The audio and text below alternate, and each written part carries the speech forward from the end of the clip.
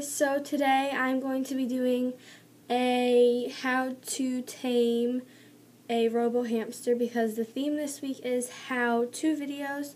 So I just want to, since I did just get Opal, which is my robo hamster, I'm going to teach you guys how to, there's like a big particle though, okay, ignore that, but I'm going to teach you how to tame them, so yeah. Okay, so first I want to say, ignore the duct tape on my sweatshirt. It had my school name on it, so I had to cover it up, and I was like, oh, they won't know, and then I kind of typed it in on Google. And then when you first bring your robo home, most of you guys already know this, but just leave them alone completely. Like, the only thing that you need to do is, whatever it's called, change their water and change their food. That's like it. No contact or anything at all. You know what, girl? I'm going to make this brighter for you. There, whew. Hi. Okay, so just put the curtain up, so yeah.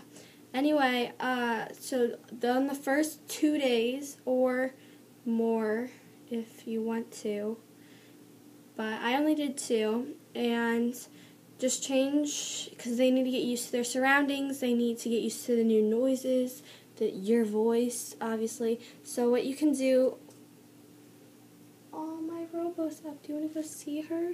Here, we can have a taming session with her, so BRB. Okay, so first what you're going to want to do is you are going to want to get a tall box, a box that they cannot escape from. I would recommend having it pretty tall. Mine is like, my hamster's like all the way down there, and then the box is like really tall. But then take some bedding from your hamster's cage and make sure that it has his or her scent on it, and put it in here just so this will help a lot just to make them feel more comfortable. And so I just have a couple Aspen things, shredded paper, and some KT Clean and Cozy, and it all has her scent on it. And then what you're going to want to do is you're going to want to take your hamster out of the cage. Now, robos especially can be really hard to get out of the cage. I learned that.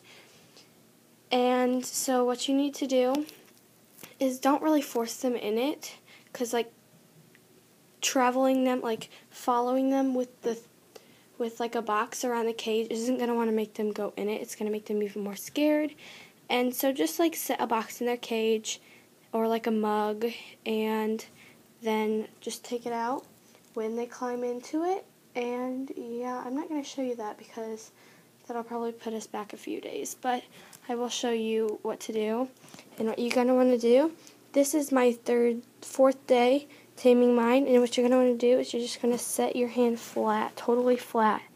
It's really going to hurt your wrists, and you're just going to set it in there, and then you're going to let them crawl on around. Make sure it's not that big of a box, as you can tell, just because that'll make them get away and hide from you, not go on your hand. So here is Opal. Hi, Opal.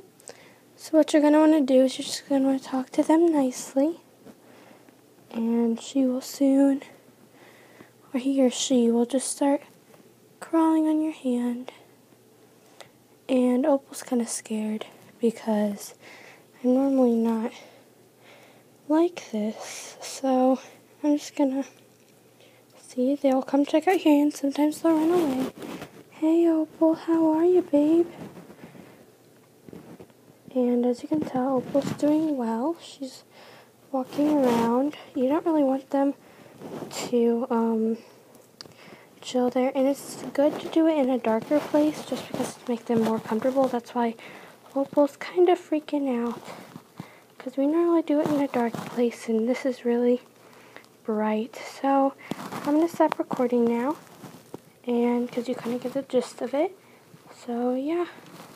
Okay, so a couple things to keep in mind while taming is for transporting a robo to their location that they're going. I recommend always transporting them, even if they are tame, just because robos have such a high energy, and hamsters don't really know the sense of when it's not okay to jump and stuff. So I recommend just using a transporting box, and use the same transporting box like wherever. And my face is really red because I was just like running around cleaning. Sorry. So anyway, just use the same transporting box. This is a transporting box that I use for Opal, which is my Robo. She is now, yeah, but just use the same transporting box so that they can associate this transporting box with going the place, and it will get their scent on it, so then they'll be like more likely just to kind of walk in and then know where they're going. I don't know, it just doesn't scare them as much. And also, to go along with that, use the same taming box throughout the whole taming process. Now, the taming process, depending on your hamster, it may take between, like, I don't know, maybe a day even, or maybe, like, 2 months. I don't know. It could really depend on how you treat your hamster, just everything. It technically just, hamster's personality is a big one.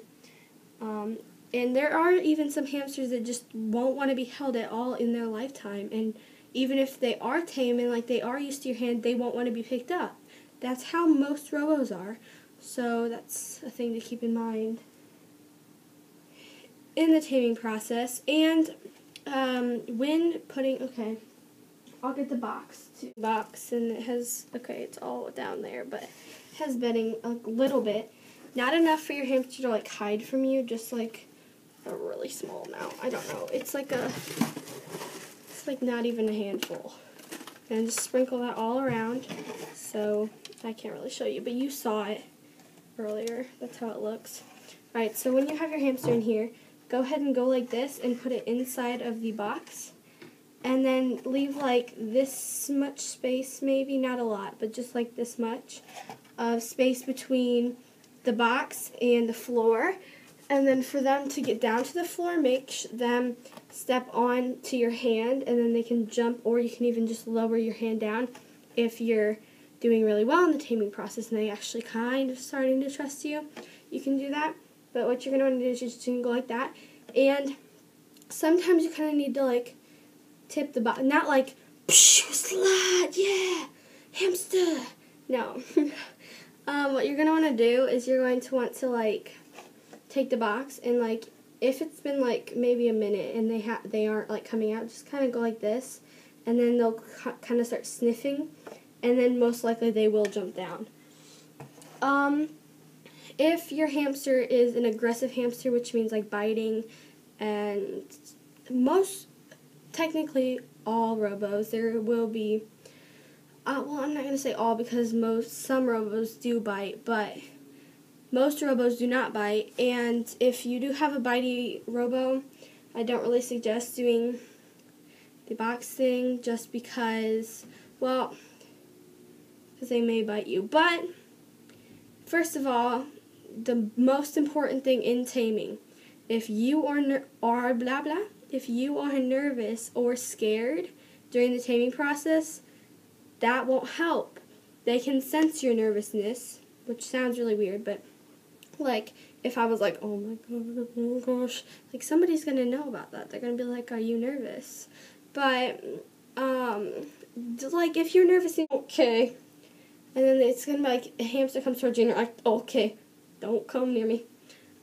That's not gonna help. It's gonna scare them. It will take you back. Like it won't progress you anywhere. So if you're scared, maybe try using gloves. I mean, that won't really help you much in the taming process, but sorry, I keep looking back. I keep just checking on Opal. But yeah, and I think I've covered most things. I would do the box method until that they are fully tame, and you'll know that. Like they won't be like just going, oh yeah. And keep your hand in the middle of the box and like keep it like flat as you can, like that. And yeah, so just keep it flat. Don't move it at all. If they're not coming towards it in the first day, if they're not even coming, like they're just sitting in the corner, that's perfectly fine. They'll get used to you. Okay? Okay. So I think I covered everything. If not, and if you have some questions, just leave them down there. Or DM me. DM DM me. My channel is Filming Benji, if you want to know more. So, yeah.